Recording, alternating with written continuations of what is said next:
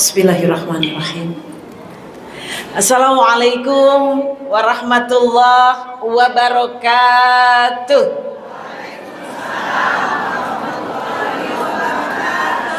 Yang jawab salam saya doakan sehat walafiat. Yang jawab salam insya Allah rezekinya banyak.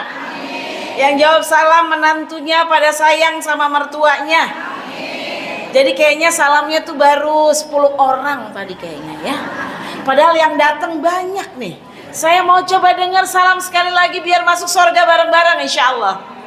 Assalamualaikum warahmatullahi wabarakatuh.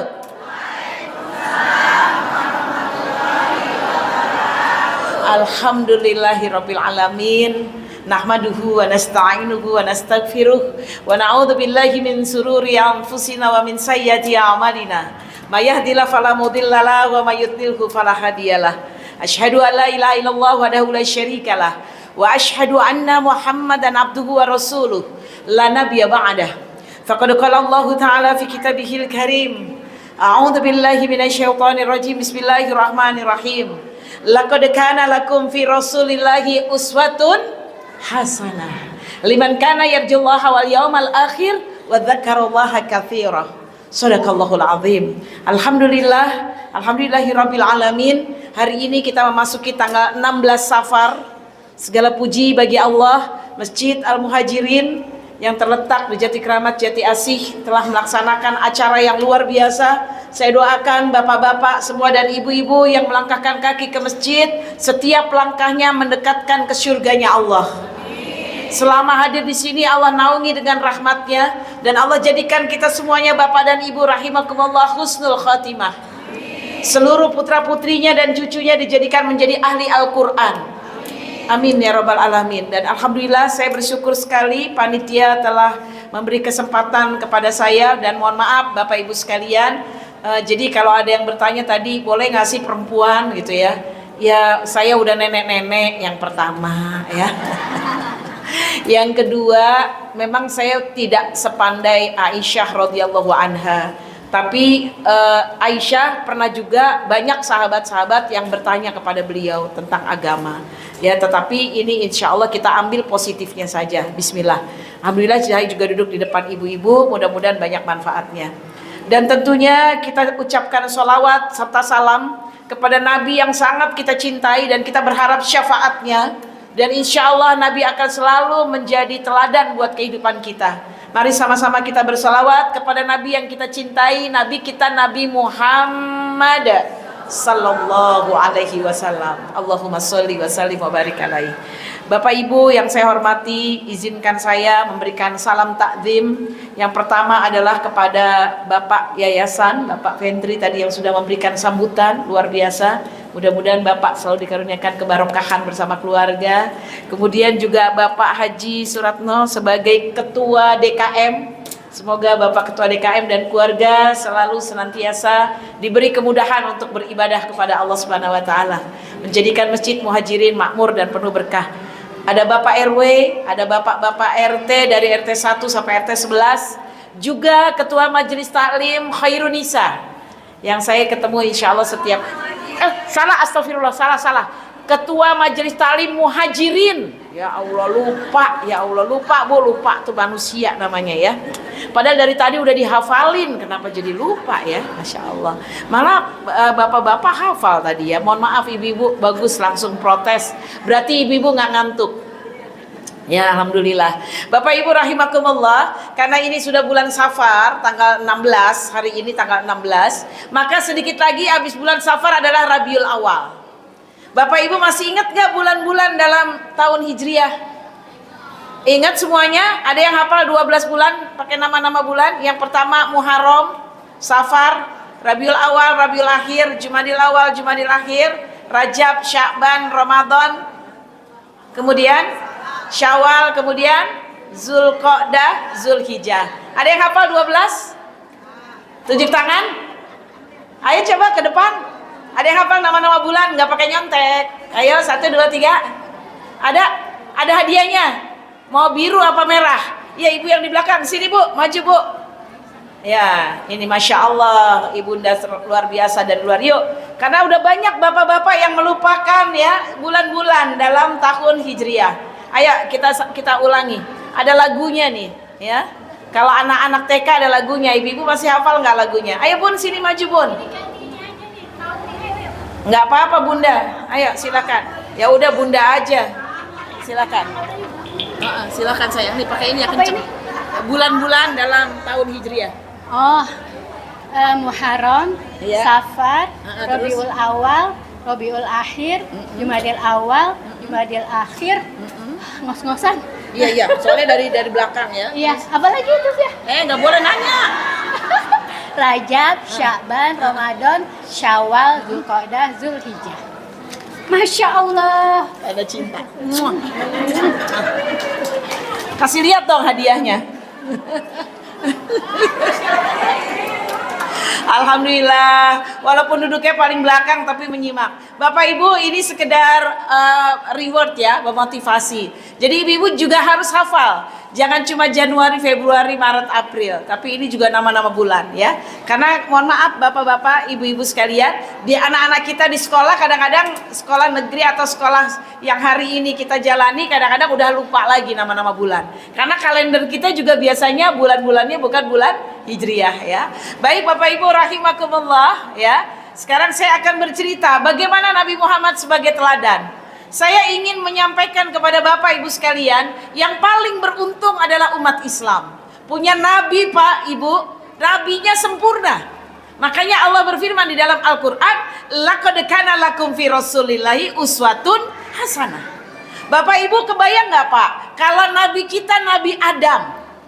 Nabi Adam nggak punya mertua, nggak punya besan, nggak punya mantu, betul nggak Bu? Gimana hubungan antara mertua dengan mantu? Nggak ketahuan, ya kan? Kalau misalnya nabinya adalah nabi kita Nabi Isa, Nabi Isa juga nggak punya mertua karena dia nggak sempat nikah, betul nggak Bu? Bagaimana hubungannya suami istri? Nggak lengkap. Tapi nabi kita Bapak Ibu sekalian, Nabi Muhammad SAW adalah nabi yang sempurna untuk menjadi teladan dalam kehidupan kita. Ya, inilah makanya Allah berfirman di dalam Al-Quran bahwa Nabi kita adalah khotaman nabiyin dalam surat Al-Ahzab juga. Maka oleh karena itu Nabi penutup ini adalah menjadi role model. Bapak Ibu rahimakumullah, satu kata, Nabi Muhammad SAW sebagai role model kita, sebagai teladan kita, beliau adalah keturunan orang baik-baik. Beliau adalah keturunan orang yang soleh, jelas ayah dan ibunya. Makanya mohon maaf Pak, ketika di Indonesia ada orang ngaku menjadi nabi, lihat aja bapaknya siapa, gitu kan ya. Iya, ada orang ngaku nabi gitu ya, namanya aja nggak enak gitu, Ahmad Musadek, jadi nabi. Ntar kita kalau sholawat gimana? Iya kan? Kepada siapa? Nabinya gimana tuh sholawatnya kalau Musadek gitu kan ya. Kan kita syahadat, asyhadu alla ilaha illallah wa asyhadu Musadek. Ih gak enak banget ya Bapak Ibu sekalian ya. Tapi kalau Nabi Muhammad SAW, Bapak-bapak sekalian, nama yang terbanyak menurut Guinness Book of Record di dunia adalah nama Muhammad. Ibu, nama Muhammad adalah nama orang terpuji. Jadi di Amerika hari ini Bapak dan Ibu sekalian, dengan terjadinya peristiwa pembantaian genosida di Gaza, sekarang orang-orang di Eropa dan Amerika banyak yang kembali kepada Islam. Karena secara manusia mereka kagum, ada seorang yang disiksa, dibom, dirudal, tidak diberi makan, dipenjara, tapi mereka masih kuat. Bapak Ibu rahimakumullah, dua kekuatan penduduk Gaza. Satu, mereka semua mencintai Quran.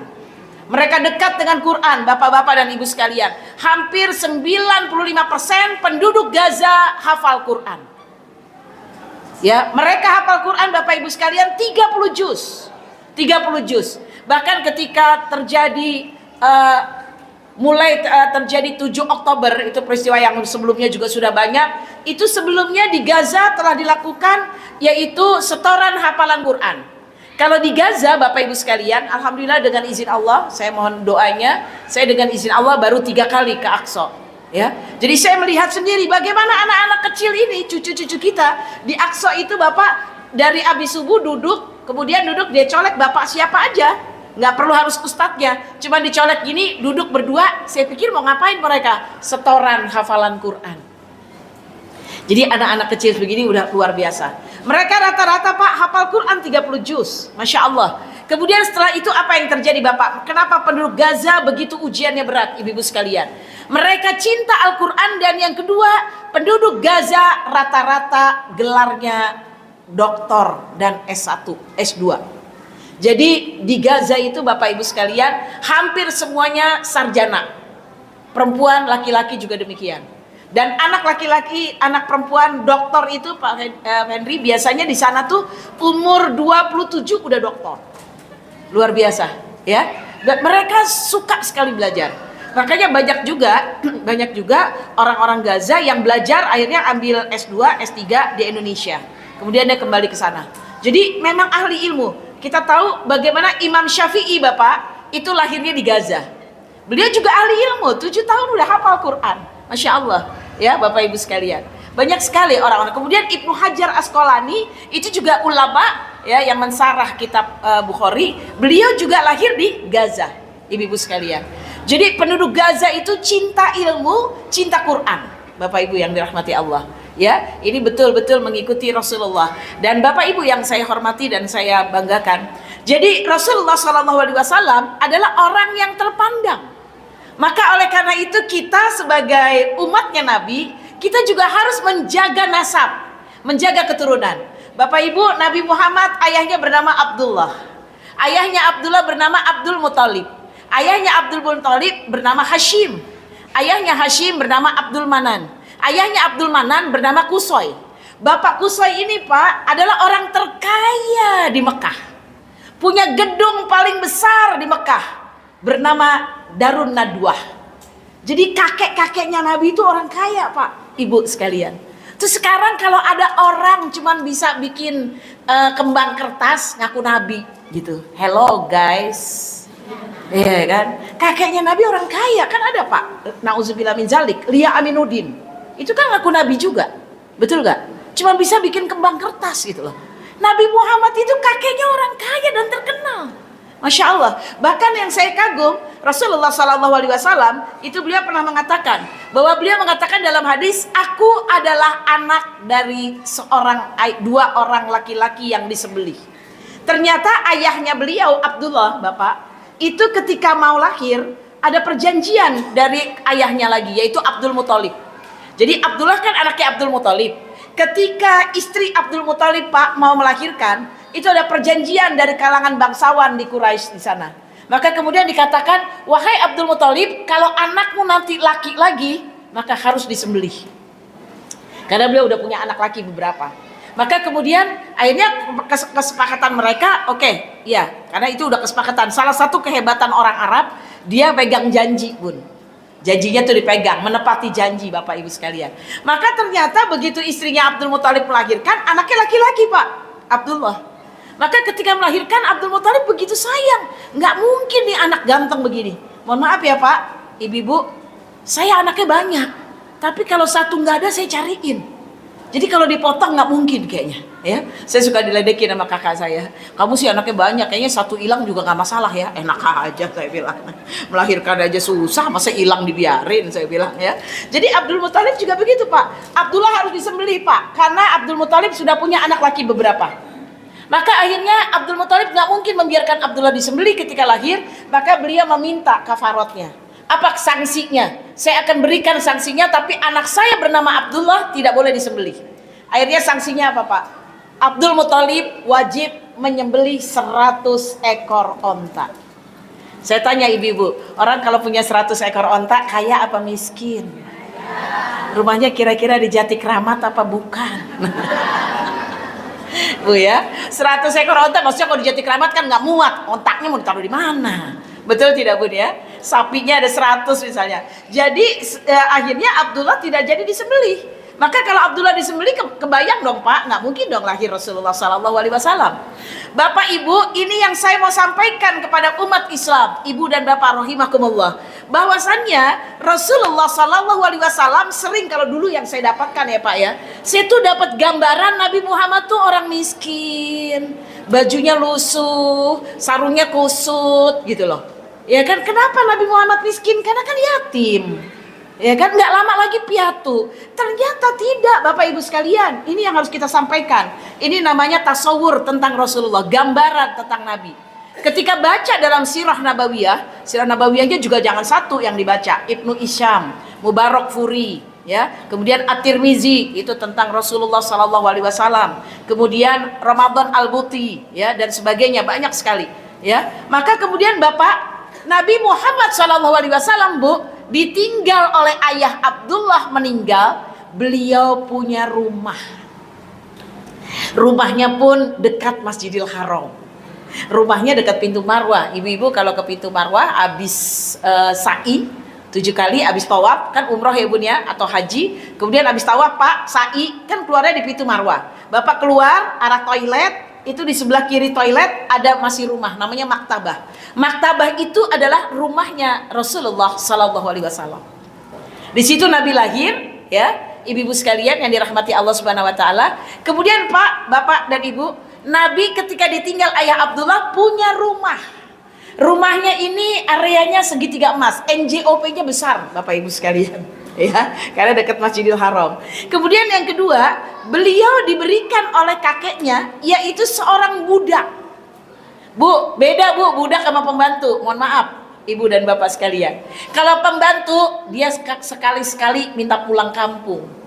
Kalau budak enggak. Yang kedua, kalau pembantu lama-lama kerja minta naik gaji. Betul gak Bu? Kalau budak tidak, Bapak Ibu sekalian, ya. Budaknya bernama Ummu Aiman. Ya, Ummu Aiman mengasuh Rasulullah Sallallahu Alaihi Wasallam ketika ibunda tercinta Aminah meninggal dunia. Kemudian dalam sejarah sirah nabawiyah dikatakan Rasulullah ditinggalkan 5 ekor onta oleh ayahnya. 5 ekor onta, punya rumah, punya budak. Miskin apa enggak Bu? Enggak Bu, ya kan? Rekening banyak Bu, 5 ekor onta, 1 ekor 30 juta, 30 juta kali 5 berapa Bu? 150, kalau lama nggak dipakai diblokir. Bapak Ibu rahimakumullah, ya. Jadi Bapak Ibu yang dirahmati Allah Subhanahu Wa Taala, saya ingin memberikan gambaran Pak, bahwa Nabi Muhammad Sallallahu Alaihi Wasallam adalah kaya raya. Tapi Nabi pernah miskin nggak Pak? Pernah. Ibu-ibu, Nabi pernah miskin nggak? Pernah. Tapi Nabi miskinnya sebentar. Nah, kalau kita mau jadi umat Nabi Muhammad, miskin jangan lama-lama. Nah, ini mohon maaf, jangan marah. Daripada marah, mendingan kita berusaha. Betul gak Bu ya?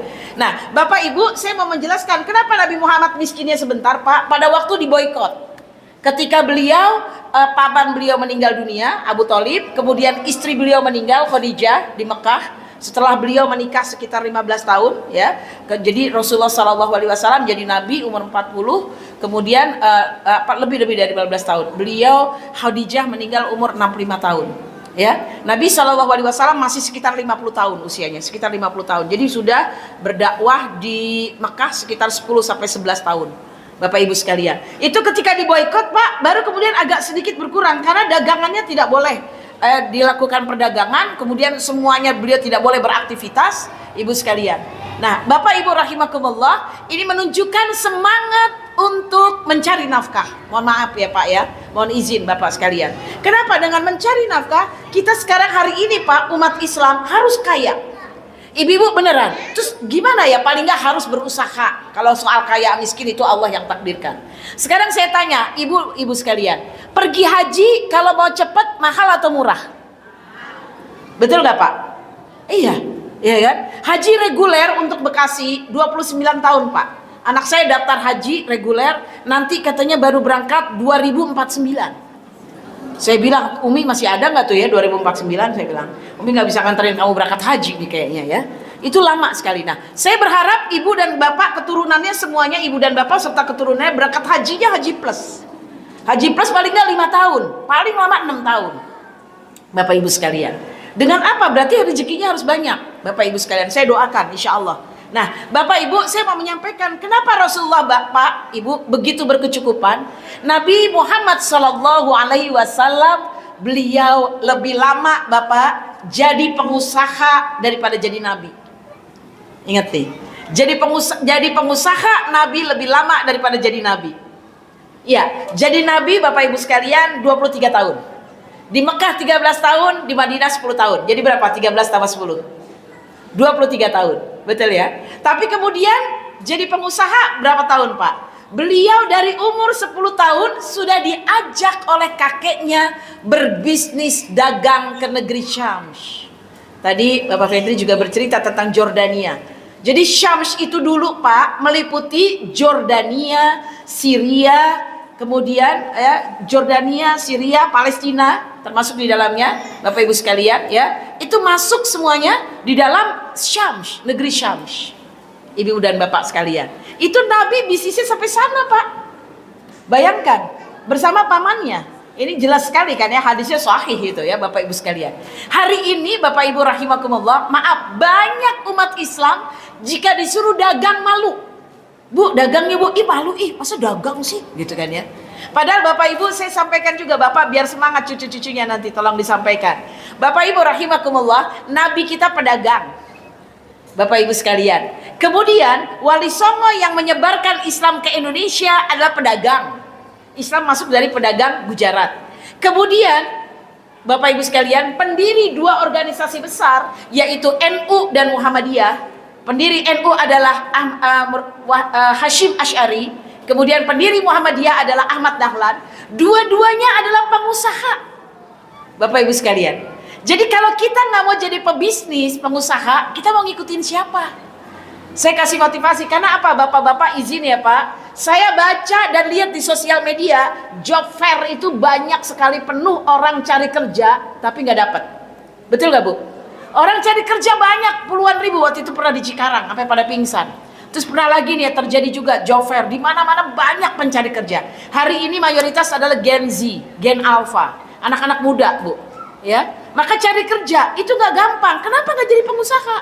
Kenapa nggak jadi pedagang? Saya tanya Pak, mau nggak jadi pengusaha? Ibu-ibunya pada bilang, aduh Bu Nani, anak-anak saya nggak ada yang bakat jadi pedagang. Ibu, ini bukan Indonesia Idol, nggak pakai bakat. Ya kan, belajar insya Allah. Betul gak Pak? Ada yang bilang lagi begini Pak, ibu-ibu anaknya jadi pengusaha ya, belajar dagang, pokoknya insya Allah keren, enak. Dagang tuh gak cuma sebulan sekali gajiannya, tiap hari, tiap jam kalau perlu. Pak, apa kata ibu-ibu? Bu Nani, kita gak ada keturunan pedagang. Emang bener Pak, Ibu, kita ini orang Indonesia, nenek moyangnya seorang pelaut. Ada lagunya kan Pak? Iya kan? Jadi emang kita gak ada keturunan gitu ya.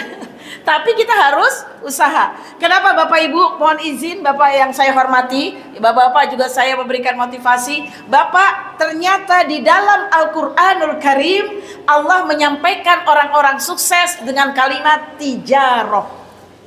Tijaroh Pak. Ibu, tijaroh itu artinya bisnis. Sampai Allah katakan dalam Al-Qur'an di surat As-Saff mulai dari ayat 10, 11, 12. Bismillahirrahmanirrahim. Allah katakan, ya Allah firmankan, dikatakan, ya ayyuhalladzina amanu, kata Allah, hai orang-orang beriman, hal adulukum ala tijaratin tunjikum min adzabin alim. Mau nggak aku kasih tahu bisnis yang bisa menyelamatkan kamu dari azab yang pedih? Kata-katanya tijaroh. Boleh tanya dengan Pak Fendri. Tijaroh itu artinya bisnis Pak, Bu. Jadi kalau mau masuk surga, bisnis sama Allah. Bisnisnya apa? Tu'minuna billahi wa rasulihi. Tuh, beriman kepada Allah dan Rasulullah, ya kan? Wa tujahidu, dan bersungguh-sungguhlah kalian, berjihadlah kalian bi amwalikum wa anfusikum, dengan harta dan jiwamu. Ibu-ibu sekalian, saya menyampaikan, saya menyaksikan berapa banyak para pengusaha. Bu, Bapak dan Ibu, jadi jelas pengusaha itu enak. Saya lihat bapak-bapak pengusaha itu bisa sholat 5 waktu di masjid. Betul gak Bu? Ya, ketemu ibunya di rumah lebih banyak, ketemu anak-anaknya lebih banyak. Anak saya yang bekerja berangkat P4, ya, pergi pagi pulang petang.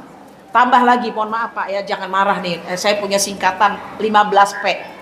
Pergi pagi pulang petang, pinggang pegel-pegel, penghasilan pas-pasan.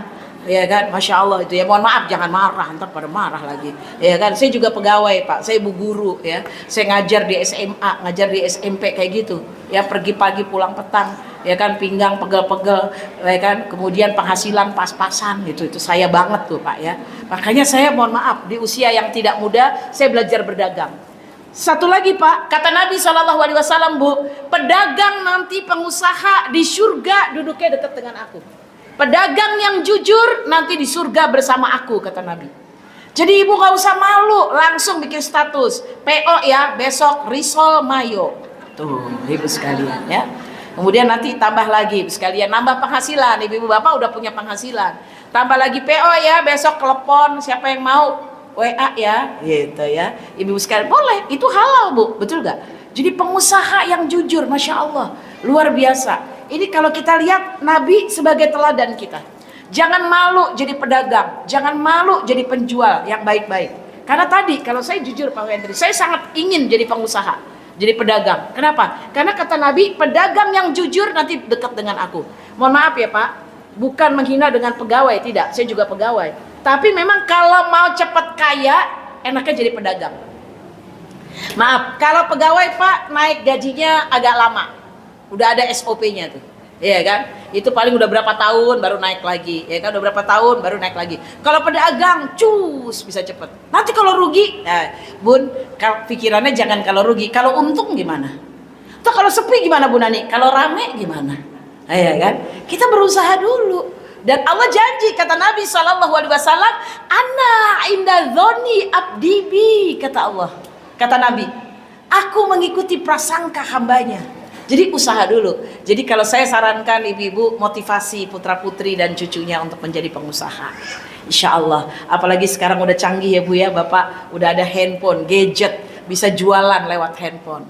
Tapi tentunya jualannya yang halal. Insya Allah barokah ya. Karena pedagang yang jujur. Sekarang saya mau cerita, jangan cuma bisnis doang. Bapak dan Ibu rahimakumullah, Nabi Muhammad bukan cuma sukses sebagai pedagang. Pak, kalau lihat peristiwa Nabi Muhammad Pak, umur 37 tahun Bu, udah pensiun dini. Bahasa ekonominya 37 tahun Rasulullah sudah financial freedom. 37 udah gak kerja lagi Bu, duitnya udah banyak Bu sekalian. Beda sama saya, udah pensiun masih kerja lagi, ya kan? Nah, Nabi Muhammad begitu Pak.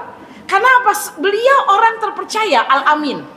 Sifatnya sidik, fatonah, tablik, betul gak Bu? Semua orang percaya, simpen duit ke beliau. Umur 37 udah kaya raya, maka beliau lama tahanus di Gua Hiro. Kalau kita begitu mau ngaji sekali aja Senin siang, aduh Bu Nani gimana warung tutup dong, tutup gimana ya? Gitu. Iya kan? Habis gimana pesanan banyak, izin ya Bu Wiwit, izin dong. Hari Senin besok nggak masuk, banyak pesanan. Lagi bikin cistik nih, tuh kan? Iya kan? Masya Allah gitu ya. Tapi nggak apa-apa. Masya Allah, semoga barokah insya Allah ya. Ibu-ibu sekalian ya, tapi Nabi 37 tahun duitnya udah banyak, Masya Allah ya. Makanya karena banyak tahanus umur 37, beliau akhirnya usia 40 mendapatkan wahyu. Satu yang terakhir Bapak Ibu sekalian, bukan terakhir deh, ini poin yang penting juga, mohon maaf ya Bu, kalau kata ibu-ibu tadi saya harus agak banyak kan ngasihnya nih, izin ya Pak ya. Bapak Ibu rahimakumullah, saya yang ingin menyampaikan, kemarin saya dapat data dari sahabat saya, maaf Pak, saya punya sahabat ngaji sama saya, jadi pegawai pengadilan negeri agama di Bekasi. Satu orang menikah, maka di luar sana ada 30 yang bercerai. Mohon maaf Bapak Ibu sekalian, saya berani ngomong begini, doakan ya Bapak-bapak, saya baru 42 tahun menikah. 42 Bu, nungguin 50 ya Bu, ntar kita rame-rame makan pecel. Alhamdulillah, doakan panjang umur, sehat, berkah insya Allah ya Bapak Ibu sekalian. Nah, artinya apa? Kenapa orang bercerai? Karena mereka menikah tanpa nilai-nilai keimanan kepada Allah. Kita contoh bagaimana rumah tangga Nabi Bapak Ibu sekalian rahimakumullah. Kalau kita mencontoh rumah tangga Nabi, insya Allah kita gak bakal pengen cerai Bapak Ibu rahimakumullah. Kenapa? Karena kata Nabi SAW, ibu paling enak perempuan. Mohon maaf ya Pak ya, belain ibu-ibu dulu ya Pak ya. Paling enak perempuan. Perempuan masuk surganya gampang.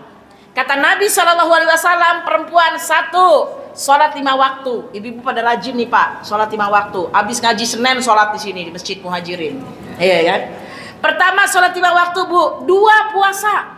Puasa Ramadan rajin Pak. Mana sunnahnya juga rajin Pak. Saya suka bilangin, Bu, kalau suami nggak boleh jangan puasa sunnah. Ya, ibu-ibu seneng Pak puasa sunnah juga.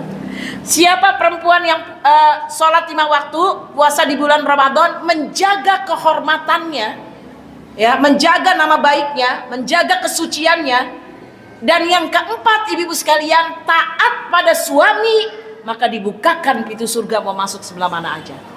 Gampang apa gampang Bu?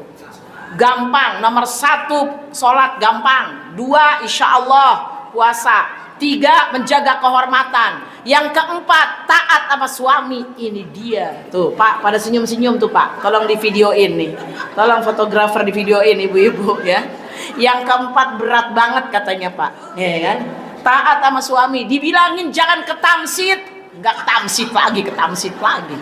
Ya kan? Pinter ibu-ibu nih Pak. Ketamsitnya kalau bapak berangkat. Nanti kalau bapak mau pulang, beliau pulang duluan.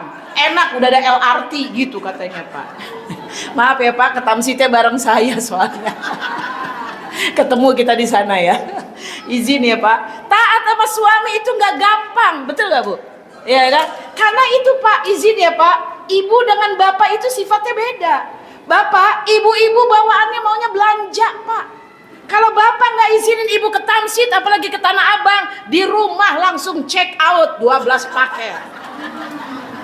Tukang paket juga berani, walaupun suami nggak ada, dia datang aja paket.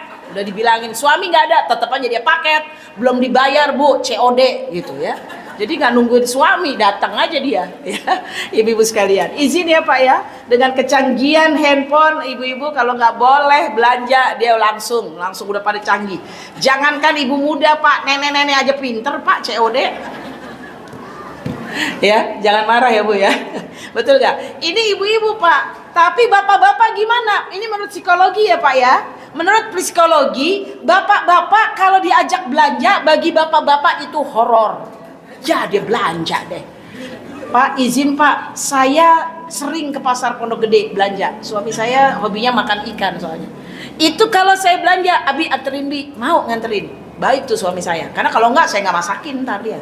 Ya Bu ya. Akhirnya dia anterin. Tapi kalau nganterin belanja Pak, suami saya sampai parkiran doang. Udah Obi belanja, Abi nungguin di sini. Ntar kalau udah penuh baru kembali, nanti telepon. Nanti Abi yang jemput belanjaannya. Saya bilang kenapa sih Abi belanja ke dalam, lihat. Nggak usah Umi aja biar milihnya enak. Saya tahu nih nggak mau diajak ke dalam. Kenapa Bu? Takut saya belanjanya banyak dibayarin sama beliau ya Bu ya. Jadi begitu bapak-bapak ya. Beda emang ibu sama bapak tuh beda ya. Bapak izin Pak, ibu-ibu memang beda sama bapak. Bagus nih pengajian malam saya diundang sekali-kali sama Pak Haji Mukri. Pak, ibu-ibu itu semuanya ditakdirkan Allah Pak. Ibu-ibu itu banyak ngomong. Sehari Pak, ibu-ibu harus bicara 20.000 kata keluar. Kalau ibu-ibu 20.000 kata nggak keluar, takut Pak, tekanan darah naik, gula darah naik. Saya kasih tahu aja Pak, beneran Pak. Maka Bapak izin Pak, kalau istri Bapak lagi cerewet, Bapak jangan marah. Ya Allah pusing saya, istri saya cerewet banget. Bukan Pak. Kalau istri Bapak cerewet, berarti istri Bapak dalam keadaan sehat walafiat.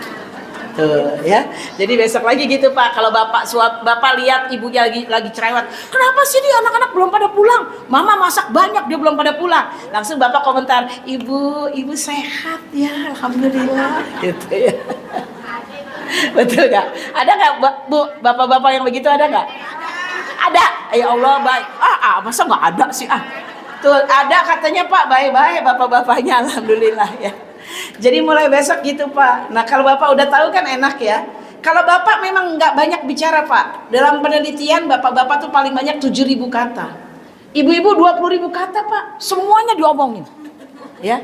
Nah Pak, saya udah tarji Pak. Tarji itu berarti ngecek ya Pak ya. Bahwa ngecek dengan guru saya. Ada hadis Pak, Ibu. Memang bapak-bapak harus sabar dengerin ibu ngomong. Bapak kalau cuman ibu ngomong, Pak bawang naik, cabai juga naik Pak, gitu ya. Mak telur Pak naik 3.000 aja diomongin Pak. Bapak harus sabar. Saya cek ada hadisnya. Saya tadinya nggak percaya Pak, tapi ketika saya cek hadisnya sahih. istri Nabi yang bernama Aisyah radhiyallahu anha ngobrol sama Rasulullah sampai tengah malam. Ngobrolnya apa, Ibu dan Bapak? Aisyah bilang, Rasulullah, aku punya 11 besti. 11 bestinya.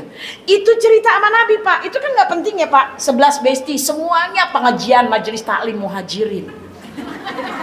Ceritain satu-satu, Pak. Satu nih ya, Nabi, ada teman besti saya, suaminya itu kurus tinggi. Tuh, ini kan nggak penting, Bu. Hadisnya sahih, Pak. Ada di buku tentang hadis Tirmizi, kumpulan tentang kehidupan Rasulullah Sallallahu Alaihi Wasallam. Hadis-hadis yang lain juga ada, sahih hadisnya, Bapak Ibu sekalian. Yang kedua, ada suaminya yang Pak baik, suka traktir istri mulu. Bukan cuma uang gaji doang, Pak, bonus, semua uang disimpan sama istri. Ada. Yang ketiga, Pak, ya kan? Ada suaminya baik tapi ibunya galak. Tuh. Yang keempat, sampai Nabi nungguin, Pak, 11 besti diceritain. Saya amalin dong, Pak. Namanya kan saya udah ngaji ya, Pak. Saya bilang sama suami saya sebelum tidur, Bi, Umi punya besti. Ada 11. Terus satu itu dia suaminya gini-gini. Terus yang kedua, saya nggak sebutin namanya. Yang kedua gini-gini. Pas yang ketiga, udah malam baca kulhu 3 kali, Anas 3 kali, Falak 3 kali. Ayat kursi jangan lupa. Subhanallah, alhamdulillah, Allahu akbar 33 kali. Abi sampai 11 tahu hadisnya. Enggak ada, udah malam tidur. Gitu, Bu. Ya Allah, berarti suami saya nggak mirip sama Rasulullah dan Aisyah dia, Bu. Masya Allah, Pak, hadisnya panjang. Yang ke-11, Aisyah bercerita tentang bestinya yang ke-11. Rasulullah, bestiku yang ke-11 ini, suaminya baik banget. Istrinya nggak minta aja dikasih. Terus dia punya anak, laki dan perempuan, anaknya semua baik, rajin ke masjid, rumah tangganya barokah, sakinah mawadah warahmah. Bukan cuma itu ya Rasulullah, itu ibunya si suaminya, berarti kan mertua istrinya, itu ya Allah kantong duitnya tebel. Kalau mantunya datang dibagi duit banyak. Tadi itu yang merah Soekarno-Hatta sampai berderet. Tuh ya, Masya Allah. Jadi dia tanya, emang kenapa? Karena bagi dia kemerdekaan itu bukan sekedar 17 Agustus, kata dia gitu. Karena kemerdekaan itu kalau Soekarno-Hatta berbaris rapi di dompet dan banyak. Itu ya. Akhirnya dia cerita, Pak, ini hadisnya sahih loh, Pak. Sampai 11 tadi cerita tentang besti, kemudian dia cerita bahwa mertuanya baik, semua baik. Maka kemudian kata Nabi, terus ada lagi. Enggak, ya udah, berarti itu yang ke-11, kayak engkau ya Aisyah dengan aku. Sama seperti itu. Masya Allah, 11 besti, Pak, diceritain ke suaminya. Sekarang saya tanya ibu-ibu, nanti malam berani nggak cerita 11 besti sama bapak? Berani pas ibu baru cerita yang ketiga, Pak, bapaknya udah betul apa betul? Tuh Pak, ada yang ngadu, baru satu cerita aja udah bilang saya capek mah, gitu katanya. Masya Allah, Bapak rahimakumullah, izin ya Pak, kata Nabi, kalau sudah berumah tangga, bicara yang gak penting kepada istri itu penting. Tuh. Jadi ngobrol yang nggak penting aja. Mah tadi kuenya di masjid berapa macam satu pack gitu kan ya. Bapak yang nggak penting banget ya, cuma nanya doang, ya kan? Betul nggak? Itu istri seneng banget, Pak. Itu kata Nabi loh, Pak. Jadi Nabi kayak gitu. Dan Bapak maaf, Nabi itu adalah seorang yang jago perang. Bayangkan berapa kali Nabi berperang dan menang terus. Bapak Ibu sekalian, tadi alhamdulillah Bapak Fetri bercerita tentang perang Hondak, ya kan? Yang pertama adalah perang Badar, perang Uhud. Masya Allah banyak banget perang-perang Yarmuk, perang Tabuk, semua perang dilakukan oleh Rasulullah. Kadang Rasulullah juga tidak hadir, ada beliau mengirim panglima perang, tetapi beliau luar biasa, panglima perang yang hebat, pedagang yang sukses, Pak. Pemimpin yang luar biasa, bisa mengangkat Usamah jadi jenderal. Beliau mengatur sedemikian rupa Abu Ubaidah bin Jarrah menjadi gubernur di Syam, Amr bin As kemudian di Mesir, dan kemudian banyak sekali kepandaian beliau. Pak, tapi Nabi juga adalah suami yang paling sayang dengan istrinya. Kita catat ya Bu ya. Kata Nabi SAW, suami yang paling baik adalah suami yang memberikan uang belanja yang banyak kepada istrinya. Ya, nyesel dah bapak-bapak, kenapa jadi dia yang diundang? Izin ya Pak, belum selesai Pak hadisnya. Bapak sekarang saya belain. Ibu-ibu, suami yang paling baik adalah suami yang memberikan uang belanja yang banyak kepada istrinya, dan istri yang baik adalah yang belanjanya sedikit. Gimana Pak? Setuju nggak Pak? Itu hadisnya sahih juga. Masya Allah ya, luar biasa. Tapi memang Bapak Ibu sekalian, di dalam rumah tangga masalah ekonomi memang harus dibicarakan bersama. Bapak Ibu rahimakumullah, Pak, Nabi Muhammad SAW sangat perhatian dengan perasaan istrinya. Pak, ini nih Pak yang mungkin kita harus asah ya Pak ya. Saya mengasah anak laki-laki saya juga belum bisa optimal nih Pak. Nabi Muhammad SAW sangat merasakan bagaimana istrinya. Ketika Aisyah Pak pagi-pagi cari sayur-sayuran atau makanan daging untuk dimasak, Nabi lihat gitu, Aisyah sibuk cari buat sarapan Bu. Kalau kita telur gitu, kadang nasi, cabai, bawang, mau goreng ya Bu. Nabi langsung ke dapur Pak. Kata Nabi, Aisyah, kamu mau ngapain? Mau bikin sarapan? Nggak usah, aku puasa loh Aisyah. Ya Allah, kita kalau lagi mau berangkat beli nasi uduk, lagi periksa duit 10 ribuan. Pas kita mau berangkat beli nasi uduk, suami kita bilang, "Ma, Papa puasa, nggak usah beli nasi uduk." Aduh, kita langsung yes. Betul atau tidak? Itu Nabi Pak. Hadisnya sahih, Bapak boleh cek. Saya nggak berani bohong atas nama Nabi. Satu ketika, Bapak Ibu sekalian, Aisyah kan nggak enak, jarang bikin sarapan. Akhirnya satu ketika Aisyah pokoknya siap-siap, ya kan? Akhirnya, oh udah kalau gitu, udah deh kata Aisyah, udah deh nggak usah bikin sarapan, kan Nabi puasa ya Bun ya. Akhirnya satu ketika Ibu sekalian, Aisyah kemudian lihat Nabi sahur Pak. Begitu Nabi sahur Bu, pagi-pagi Aisyah nggak masak dong, ya kan? Tapi Aisyah nggak puasa karena dia sedang haid. Begitu dia bikin makanan, terus dia mau makan, Nabi bilang apa? Aisyah, aku pagi ini nggak puasa, yuk kita makan berdua yuk. Aisyah dan Rasulullah selalu makan satu piring berdua. Pernah minum Pak, ini gelas Nabi, ini gelas Aisyah, Bapak Ibu sekalian. Kemudian ketika 2 gelas, ini gelas Nabi, gelas Aisyah, maka kemudian Nabi bertanya, Aisyah mana minumku? Ini minummu ya Rasulullah, dan ini minumku. Maka Nabi bertanya, ya Aisyah, mana gelasmu? Ini gelasku ya Rasulullah. Maka Nabi bertanya, ya Aisyah, kamu udah minum? Udah ya Rasulullah, udah berkurang. Atau saya kasih contoh dulu ya Bu, biar berkurang ya Bu ya. Enggak, saya kuranginnya ke sini Bu. Maka kemudian apa kata Nabi Pak? Aisyah, kamu minum di bagian yang sebelah mana? Maka kemudian Nabi meminum dari gelas Aisyah dari tempat bibir yang sama dari Aisyah. Saya ngikutin dong Pak, biar suami saya kayak Nabi SAW juga kan, ittiba Rasul kan pahala. Satu ketika saya tanya, Abi, gelas Abi ini ya, ini tinggal dikit minumnya. Abi tadi minum, iya. Umi juga minum ya di gelas Abi. Bismillah. Malam-malam suami saya nanya, ini gelas Abi kenapa berkurang? Siapa yang minum? Umi, Bi. Kenapa minum di gelas Abi? Ngikutin Nabi. Jangan begitu, jadi berkurang. Tambahin, bikin kopi lagi. Masya Allah Bu, saya bikin kopi Pak. Kalau istri disayang sama suami, bikin kopinya beda Pak.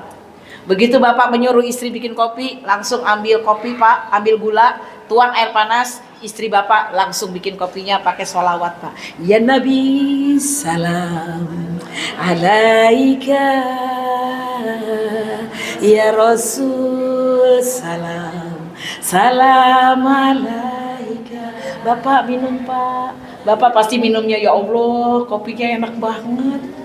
Kalah deh kopi Bantat, salah, astagfirullah ya. Kalah kopi-kopi yang dijual-jual di jalan ya Bu ya. Tapi kalau Bapak nggak sayang sama istri, suka galak sama istri, Bapak pulang minta bikinin kopi, Mama bikinin kopi, ada dispenser, pencet sendiri. Betul apa betul Pak? Makanya bikin istri senang, nanti Bapak juga ikut bahagia. Kan kata Allah gitu Pak, in asantum li anfusikum, in asatum falaha. Kalau kamu berbuat baik, maka Allah akan berikan kebaikan juga. Betul ya Bu ya, begitu ya. Bapak Ibu rahimakumullah, bukan cuma itu, bagaimana Nabi itu begitu sangat romantis Pak. Satu ketika saya baca hadis ini sahih Pak. Satu ketika di bulan Ramadan kan harus dijaga ya Pak ya, suami istri. Ramadan Bapak Ibu sekalian, itu Nabi nengok ke belakang, itikaf kan beliau Pak. Lihat ke belakang, istri-istri Nabi juga itikaf. Jadi nggak salah Pak kalau ibu-ibu juga itikaf. Ini sesuai ibadahnya dengan Nabi. Hadisnya sahih Pak Fedri. Maka kemudian Ketika istri-istri pada bikin-bikin tenda itikaf, kan pada waktu itu hijabnya belum rapi seperti di Masjid Muhajirin ya Bu ya. Maka kata Nabi, aduh nih nggak rapi, pada pulang nih, pulang. Istri-istri disuruh pulang. Kalau Aisyah kan enak Bu. Ini Masjid Nabawi, di situ rumahnya Aisyah. Kuburan Nabi itu rumah Aisyah Bun. Ya. Nah ada istri Nabi Pak, namanya Sofia. Kata Sofia, Rasulullah aku rumahnya jauh. Gimana Rasulullah? Antar dong. Nggak mungkin malam-malam pulang sendirian. Kata Nabi, aku itikaf. Kalau itikaf itu kan fil masajid, tidak boleh keluar. Jadi kamu diantar naik ontakku, tetapi diantar sama sahabat beberapa orang dari belakang. Kamu pulang naik ontaku. Maka kemudian diambillah onta Nabi Pak. Ketika diambil onta Rasulullah SAW, ontanya besar, namanya Qaswah. Onta Nabi itu keren Pak. Kalau di kurs sekarang tuh mobilnya Ferrari. Mohon maaf, bukan Agya, bukan Pak. Itu mobilnya Nabi ya, bukan Agya, bukan Avanza. Mohon maaf, jangan tersinggung. Saya juga punya mobil Agya, Pak ya. Jadi Nabi itu levelnya Ferrari Pak. Begitu diambil ontanya, diturunin, kata Safia apa Bu? Ya Rasulullah, ontamu tinggi, aku nggak nyampe naiknya. Ibu kan tahu kan kalau dulu kita di Jabal Rahmah kan naik onta nggak bisa dong, harus dikursiin dulu karena tinggi ya Bu ya. Maka kemudian apa Pak yang terjadi? Nabi jongkok Pak, kata Nabi, ya Sofia, naiklah di lututku, baru naiklah ke mobilku. Sekarang saya tanya Bu, jujur jawabnya, pernah nggak Bapak begitu Bu?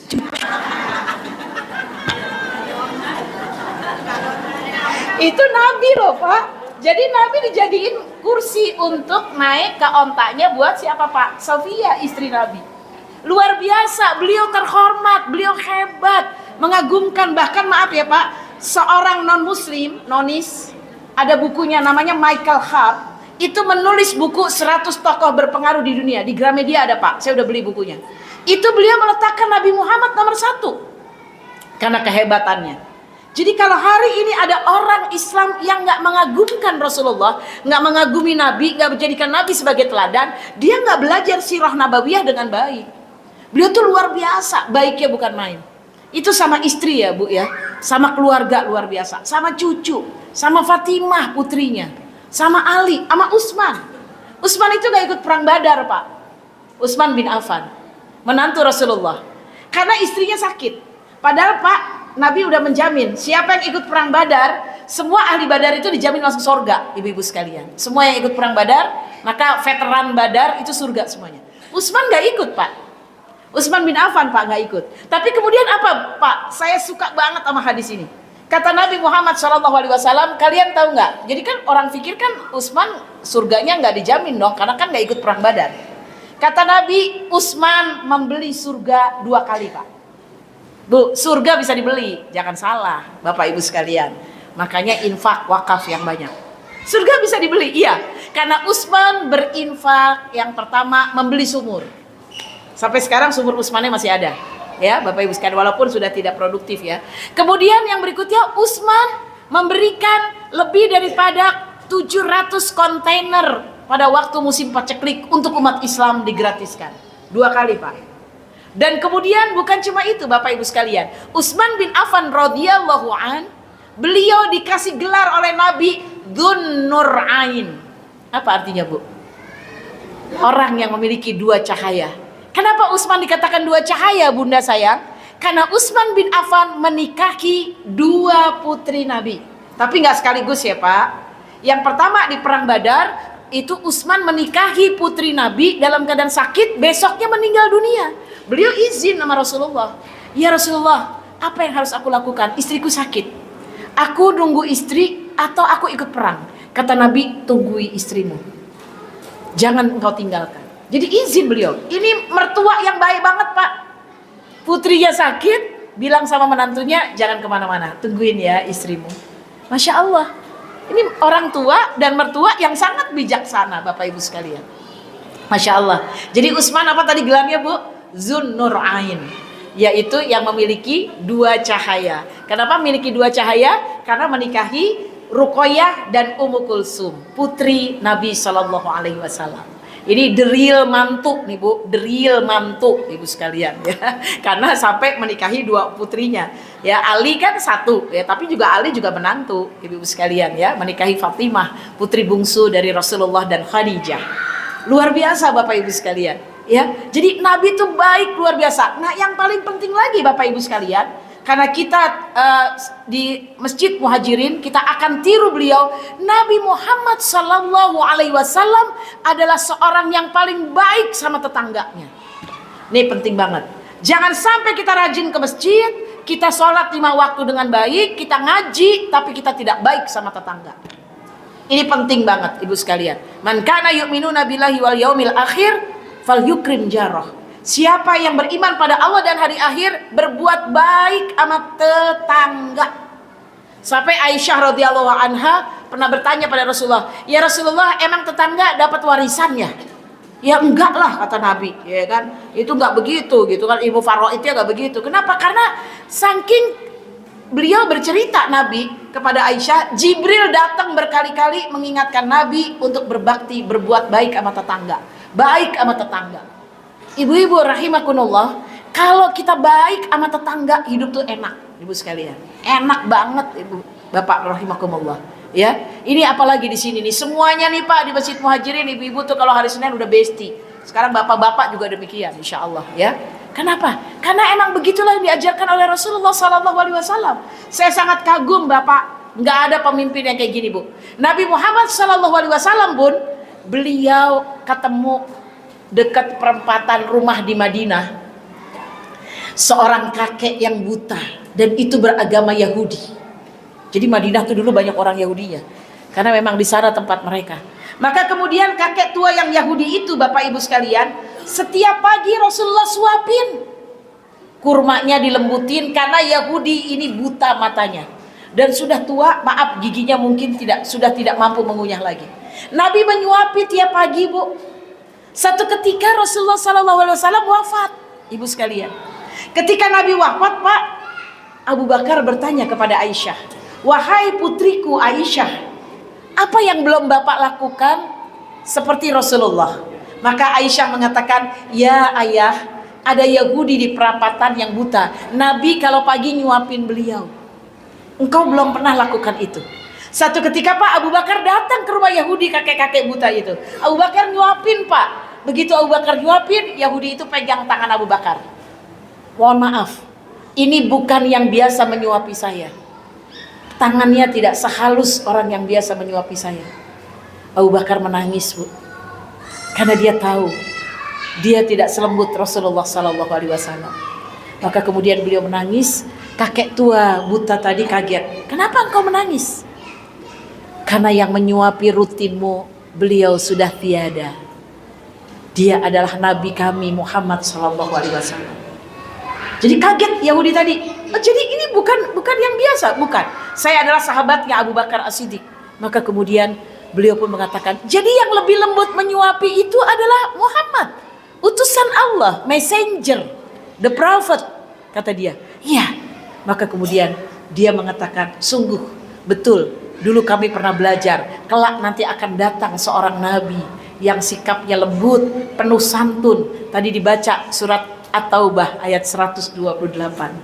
"Laqad ja'akum rasulun min anfusikum azizun alaihi ma anittum harisun alaikum bil mu'minina raufur rahim." Itu nabi bu, lembut sama kakek tua Yahudi lagi. Beda banget gitu sama saya nggak bisa begitu. Kalau lihat kakek-kakek, lihat nenek-nenek terutama, saya bilang, "Nek maaf ya nek, saya duluan," gitu. "Saya mau kebut aja jalannya bu, saya tinggalin dia dari masjid bu," ya kan? Masya Allah gitu ya. Nabi enggak, sayang banget, baik banget, Masya Allah ya, luar biasa. Itu bapak sekalian, bagaimana kehidupan Rasulullah itu dalam segala aspek bisa menjadi contoh buat kita. Ya, dan Pak maaf ini saya juga nasihatin suami saya jangan tersinggung ya ibu-ibu, mohon maaf. Nabi Muhammad SAW Pak sampai akhir hayatnya beliau jarang sakit.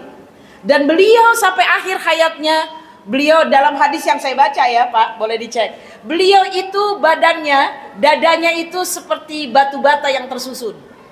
Ibu tahu nggak batu bata tersusun? Pak, apa Pak? Kata anak muda badannya six pack. Ya Pak ya, saya sampai Masya Allah, saya bilang sama anak-anak, kamu rajin olahraga nih, liatin nih Nabi. Bu, dalam hadis yang lain Pak, Nabi Muhammad SAW kalau beliau sujud, anak kambing bisa lewat di bawahnya. Kalau kita sujud, anak kambing bisa lewat nggak kira-kira Bu? Yang bisa anak cecek kali Bu yang lewat ya. Masya Allah, itu kesehatan Rasulullah SAW. Masya Allah, saya mohon maaf Pak, saya follower Ade Rai, ya kan? Nggak apa-apa, saya bukan senang sama Ade Rai, bukan. Saya belajar ilmunya tentang kesehatan dari beliau. Nggak apa-apa kan, ilmu dari mana aja Bapak Ibu sekalian, betul nggak? Bapak Ibu yang saya hormati, kenapa? Karena pengen sehat, ya Bapak Ibu rahimakumullah. Bu, Bapak, Aisyah juga begitu. Aisyah, Bapak Ibu baru nikah, suka jalan pagi bareng sama Nabi. Maka kata Aisyah dulu waktu aku baru nikah, jalan pagi bareng Nabi, aku selalu menang. Tapi begitu aku sudah lama menikah, jalan pagi bareng sama suamiku Rasulullah Sallallahu Alaihi Wasallam, aku tertinggal. Kenapa ya Aisyah? Ya biasa, udah lama nikah jadi makin makmur berat badannya. Nah itu seperti itu Aisyah radhiyallahu anha. Jadi hal-hal kecil seperti ini dilakukan oleh Rasulullah untuk apa Bu? Dicontoh. Bapak, yang saya tahu, hadis mencium Hajar Aswad Nabi seumur hidup cuma 1 kali. Hadisnya juga tidak banyak, cuma beberapa, dan itu Nabi cuma 1 kali cium Hajar Aswad. Nabi cium Hajar Aswad 1 kali. Semua umat Islam kalau deket Ka'bah, umrah atau haji pasti pengennya nyium Ka'bah. Padahal itu contohnya cuma sekali. Nabi kan pergi haji cuma 1 kali, umrah 4 kali, Bapak Ibu sekalian. 1 kali cium Hajar Aswad, semua orang niru dan pengen seperti itu. Kenapa ketika Nabi sholat tahajud nggak pernah tinggal, ya kan? Tadi Pak Hendri juga menyampaikan ya bagaimana, ya kan? Cara sholatnya Nabi, sujudnya lurus, bagus, 7 anggota badan, rukunya 90 derajat, ya kan? Bacaannya perlahan-lahan, nggak keburu-buru. Kenapa kita nggak ikutin gitu? Tapi yang 1 kali diikutin. Dan saya mohon maaf Pak, saya juga menyampaikan pada anak-anak saya, ibu-ibu sekalian, Nabi itu dagang 27 tahun. Kenapa nggak ngikutin gitu loh? 27 tahun menjadi pengusaha. Bagaimana caranya Nabi dagang? Nanti kita bisa baca lagi, kita bahas lagi sirah nabawiyahnya ya Bapak Ibu sekalian. Jadi kalau kita mau mengikuti Nabi Bapak Ibu sekalian, insya Allah dapat pahala. Kenapa? Bahkan Bapak satu-satunya ayat Quran yang saya tahu, surat An-Nisa ayat 80 Bapak Ibu sekalian. Satu-satunya ayat Al-Quran yang Nabi dulu disebut Allah, baru Allah. Rata-rata dalam Al-Quran Allah dulu baru Rasul. Atiullah wa atiur Rasul, amantu billahi wa rasul. Tapi satu ayat surat An-Nisa ayat 80 Pak, Allah menyebutnya wa may yuti'ir rasul faqad ata Allah. Siapa yang taat kepada Rasul berarti dia sudah taat kepada Allah Subhanahu wa taala. Ini menunjukkan Bapak Ibu sekalian, memahami, mempelajari, kemudian menghayati tentang Rasulullah Sallallahu Alaihi Wasallam adalah sebuah pelajaran yang sangat bagus, sebuah ibadah yang sangat bagus. Jadi kita dapat gambaran tentang Nabi itu luar biasa. Bapak Ibu, kalau soal fisik izin ya Pak ya, kalau perempuan tuh suka juga dengan tahu fisik. Soal fisik, hadis yang sahih riwayat Muslim yang saya baca, Nabi yang paling ganteng ada 3. Pertama Nabi Adam alaihi salam. Iyalah bapaknya bapak harus ganteng dong Bu, ya kan? Nabi Adam paling ganteng Pak. Yang kedua Nabi Yusuf. Yang ketiga Rasulullah Sallallahu Alaihi Wasallam. Beliau selalu menyisir rambutnya dengan rapi, berpakaian dengan baik. Yang saya tahu Pak hadisnya, Nabi Muhammad Sallallahu Alaihi Wasallam kalau dikasih hadiah parfum nggak pernah nolak. Nah jadi Nabi juga wangi. Makanya Nabi mengatakan yang makan bawang nggak boleh ke masjid sebelum bersih. Ini bukan cuma bawang dimakan, petai, jengki ke masjid juga, masya Allah. Di Muhajirin nggak ada kayaknya, di Muhajirin tidak ada ya. Itu Rasulullah Sallallahu Alaihi Wasallam dari segi makanan tuh, masya Allah gitu ya. Saya, masya Allah, saya makanya kita jadi dari segi soal bersih badan pun Nabi mengajarkan itu. Bahkan yang saya sangat kagum ini yang belum kita amalkan tapi ibu-ibu Muhajirin sudah pernah saya sampaikan ya Pak. Ternyata Rasulullah Sallallahu Alaihi Wasallam menyampaikan, jika tidak merepotkan umatku, aku meminta umatku untuk bersiwak setiap kali mau sholat. Hadisnya siwak Pak. Dalam siwak itu kata Nabi Sallallahu Alaihi Wasallam, dalam siwak ada keridhaan Allah Subhanahu Wa Taala. Ternyata kenapa Bu siwak lebih baik daripada sikat gigi, ya kan? Karena siwak itu bisa sampai yang nyelip-nyelip juga Bu.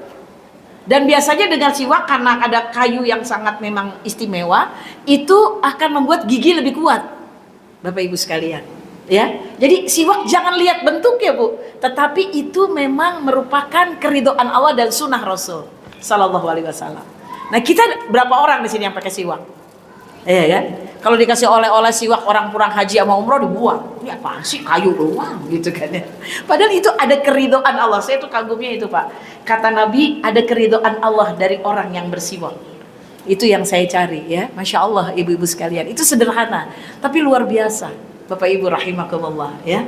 Dan kemudian pernik-pernik rumah tangga Rasulullah itu luar biasa. Bapak Ibu sekalian yang dicintai Allah, mohon maaf ya, saya kagum banget pokoknya sama Nabi, luar biasa. Ini cerita-cerita orang-orang nih Pak ya. Cerita orang-orang yang gak baik perlu kita counter Bapak Ibu sekalian. Nabi Muhammad SAW nikah dengan Khadijah radhiyallahu anha 25 tahun, punya anak 6 orang dari Khadijah, 1 dari Ibrahim dari Sofia. Maka kemudian Bapak meninggal yang laki-laki di waktu kecil. Beliau selama menikah dengan Khadijah tidak pernah menikah dengan siapapun. Jadi maaf, beliau monogaminya lebih lama daripada poligaminya. Tapi orang yang gak suka menyoroti Rasulullah dengan poligaminya. Beliau monogaminya lama di Mekah ya, sebelum jadi Nabi. Beliau kan nikah umur 25 Bu. Sampai umur 50 tahun ketika Khadijah wafat, beliau tidak menikah dengan siapapun. Kemudian itu pun menikah dikasih info sama sahabatnya Khadijah bernama Nafisah. Nabi sedih Khadijah meninggal, Nabi sedih paman Abu Thalib meninggal. Maka kemudian Nafisah bilang, Muhammad kamu nikah deh. Kamu kalau nggak nikah bebannya berat. Karena Quraisy lagi benci sama kamu diboikot, Khadijah nggak ada. Ya kemudian paman Abu Thalib juga nggak ada. Itu Nafisah bujukin Rasulullah nikah. Terus kemudian kata Nabi, aku nikah sama siapa? Katanya gitu ya. Aku punya banyak temen kalau kamu mau nikah. Karena Nabi kan dulu nggak main IG Bu, nggak pakai sosmed, jadi nggak ada follower ya kan Bu ya. Tapi umat Islamnya banyak. Bapak Ibu sekalian, apa kemudian? Ketika Nabi lama monogami dengan Khadijah wafat, ibu bapak rahimakumullah. Nabi menikah pertama kali setelah beliau ditinggal wafat Khadijah, yang dinikahi adalah janda tua. Siapa Bu? Saudah. Tuh ibu sekalian. Jadi Nabi menikah bukan karena syahwat. Nabi menikah adalah karena agama. Nabi nikah adalah untuk penyebaran. Kalau Nabi menikah dengan Aisyah radhiyallahu anha, ibu-ibu sekalian, ya kita lihat Aisyah masih muda, cerdas, pinter, anak orang yang mulia Abu Bakar As-Siddiq. Dan ternyata di Madinah Nabi memang banyak menerima wahyu tentang hukum-hukum ya Pak. Hukum tentang wudhu, tentang sholat, tentang mohon maaf pernikahan, waris yang agak susah nih, faraid dan lain-lain. Aisyah masih muda, cerdas Bu, 10.000 hadis beliau hafal. Bapak Ibu, wajar dong kalau beliau dinikahi oleh Rasulullah. Beliau panjang umur, sehingga ketika Rasulullah wafat, Aisyah lah yang menyampaikan kepada para sahabat tentang ilmu itu. Bu, kalau sekarang ada nggak istri yang hafal 10.000 hadis? Tunjuk tangan, 10.000 hadis, ada hadiah. Ayo, tolong. Ya udah nggak usah banyak-banyak, nggak pakai 10.000, 1.000 aja 1.000. Ada nggak? Ayo ya, itu Aisyah Pak. Dan mohon maaf Ibu dan Bapak, maaf, private sekali. Ketika Rasulullah menikah dengan Aisyah, ada satu kebaikan buat kita umat Islam. Sehingga kita jadi tahu bagaimana Rasulullah mandi wajib. Nggak mungkin dong kalau bukan istrinya yang tahu, betul nggak Bu? Maka mandi wajib hadisnya ada yang bersanad dari Aisyah, ada yang bersanad dari Maimunah perawinya ya Bun ya. Kenapa salah satu yang meriwayatkannya? Kenapa kalau nggak ada istri Nabi kita semua nggak bisa mandi wajib Bu? Nggak tahu cara Nabi mandi wajib, betul nggak Bu? Kemudian Pak, kita juga jadi tahu karena ada Aisyah radhiyallahu anha, kita tahu bagaimana tidurnya Nabi, ya kan? Bangunnya Nabi, kita jadi tahu. Kalau nggak mungkin dong Pak Abu Bakar ngintip, Nabi lagi tidur Abu Bakar ngeliatin aja. Baru kemudian Abu Bakar meriwayatkan, kan nggak mungkin. Tapi istri Nabi menyampaikan itu, ibu-ibu sekalian yang dirahmati Allah. Juga bagaimana sikap seorang suami ketika istrinya haid. Dari Aisyah. Kata Aisyah radhiyallahu anha, Bapak, Masya Allah Ibu, mesra banget rumah tangga mereka. Kata Aisyah, ketika aku haid, aku duduk. Kemudian Rasulullah meletakkan kepalanya di pahaku sambil membacakan ayat-ayat Quran. Maksudnya bukan membaca ya, menyampaikan. Karena beliau kan tidak baca, tidak tulis ya Bun ya, tetapi beliau hafal. Masya Allah. Jadi dalam Islam orang haid pun dimuliakan. Dulu sebelum Islam turun, perempuan kalau haid ditaruh di benteng yang tinggi, Bu, nggak boleh deket-deket, jauh haid gitu, Bu. Tapi haid pun disebutkan oleh Allah. Bagaimana hukumnya dalam di Quran surat Al-Baqarah, ya kan? Nah, jadi begitu mulianya Islam dengan turunnya Rasulullah SAW. Berita yang terakhir, Bapak Ibu rahimakumullah, dengan adanya Islam begitu kokoh persaudaraan kita, membantu ibu-ibu sekalian, ibu-ibu Al-Muhajirin, Bapak Ibu sekalian sudah membantu, Bapak-bapak juga pasti saya tahu, Gaza. Maka sekarang di Amerika, di Eropa, orang-orang banyak berbondong-bondong masuk Islam, Bapak Ibu sekalian. Ya, karena mereka melihat bagaimana kekompakan umat Islam, keteguhan umat Islam. Bahkan di Eropa, Bapak Ibu sekalian, banyak sekali orang-orang yang demo membela Palestina bukan orang Islam. Dan kita tahu pernah ada wali kota di London itu adalah Muslim. Sekarang akan ada wali kota mudah-mudahan terpilih di New York juga adalah Muslim. Dan jumlah orang Islam Bapak sekalian di Eropa dan di Amerika bertambah. Ada Ustadz Samsi Ali, orang Indonesia yang ada di Amerika. Beliau memberitahukan berapa banyak sekarang orang-orang di Amerika dan Eropa masuk Islam karena melihat bagaimana Islam itu adalah luar biasa. Kemarin 2 pekan yang lalu saya ketemu dari seorang artis dari Jepang, artis film dewasa di Jepang. Nama hijrahnya Nurai Istiqbal. Saya ketemu di Sentul pada waktu kemarin 2 pekan yang lalu.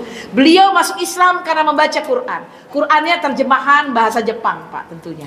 Bu, Masya Allah ya. Jadi Islam itu adalah agama rahmatan lil alamin. Bersyukur Bapak Ibu sekalian. Hari ini di muka bumi semuanya data menunjukkan ada penduduk di dunia ada 8 miliar, Bunda. 8 miliar seluruh dunia. Umat Islamnya baru 1,5 miliar, Pak. 1,5 miliar.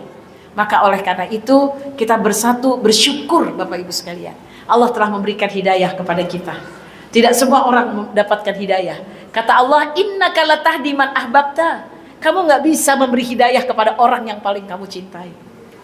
Tetapi innallaha yahdi mayyasha. Tapi Allah yang memberikan hidayah. Untuk itu Bapak Ibu sekalian, saya senang dengan ada pengajian ini. Banyaklah berdoa. Sampaikan doa ini untuk keluarga kita, suami, orang tua, anak-anak kita. Dalam ilmu psikologi, ilmu perkembangan otak, Bapak Ibu, sesuai dengan Quran. Ini terakhir Ibu sekalian. Kata Dr. Aisyah Dahlan, kita ini, tubuh kita bukan cuma jasad, kepala, badan, tangan, dan kaki. Tetapi di bawah kulit kita ada meridian. Meridian di bawah kulit kita ada 360, Pak. Ini adalah yang kalau kata di dalam Al-Quran adalah cahaya. Maka yang pertama, kalau punya pikiran jangan negatif. Kalau ada anak yang gak baik, emang yang satu tuh emang gak baik tuh, dia dari kecil nyusahin. Makanya saya kasih nama Suprihatin dia tuh ya. Jangan ya Bu ya, jangan. Doakan, ya kan? Itu emang benar tuh, jangan. Karena kata Nabi, ana inda dzoni abdibi. Allah mengikuti prasangka hambanya, apalagi bunda. Bunda kata Nabi, ridallah wa ridha walidain, ya. Jangan benci sama anak. Emang itu anak siapa? Ya kan? Anak kita. Doakan. Kemudian ketika kita berdoa Bapak Ibu sekalian, ini menurut ilmu psikologi dan benar kata dalam Islam juga demikian. Ketika kita berdoa, cahaya-cahaya ini naik ke langit. Ibu Bapak sekalian, ketika doa-doa kita naik ke langit, insya Allah Allah akan ijabah. Wa idza sa'alaka ibadi anni fa inni qarib ujibu da'wata da'i idza da'an falyastajibuli wal yu'minu bi la'allahum yarsyudun. Kata Nabi SAW, sepertiga malam Allah turun ke bumi. Sepertiga malam Allah turun ke bumi dan Allah mengatakan kepada manusia semuanya, wahai hamba-hambaku, mana di antara kalian yang meminta padaku, aku akan berikan. Siapa yang mohon ampun kepadaku, aku ampuni. Bahkan kemudian dalam hadis qudsi yang sahih, Nabi mengatakan, ketika seorang hamba mendekat kepada Allah dengan berjalan, Allah mendekat dengan berlari. Ketika kita hambanya meninggalkan Allah, Allah menunggu kapan kita datang untuk berdoa kepadanya. Bapak Ibu rahimakumullah, ud'uni astajib lakum. Berdoalah kepada Allah. Semoga seluruh putra putri, menantu dan cucunya sukses dunia dan akhirat. Jangan lupa doa adalah senjata orang beriman. Semoga insya Allah dengan pengajian menjadikan Nabi sebagai teladan, kita rajin berdoa dan berkata-kata baik. Semoga doa-doa kita semuanya diijabah oleh Allah. Dan semua Bapak Ibu rahimakumullah masuk surga bersama keluarga insya Allah. Demikian yang bisa saya sampaikan, udah jam 9:15, saya pikir cukup ya. Billahi taufiq wal hidayah. Wassalamualaikum warahmatullahi wabarakatuh. Saya kembalikan kepada MC.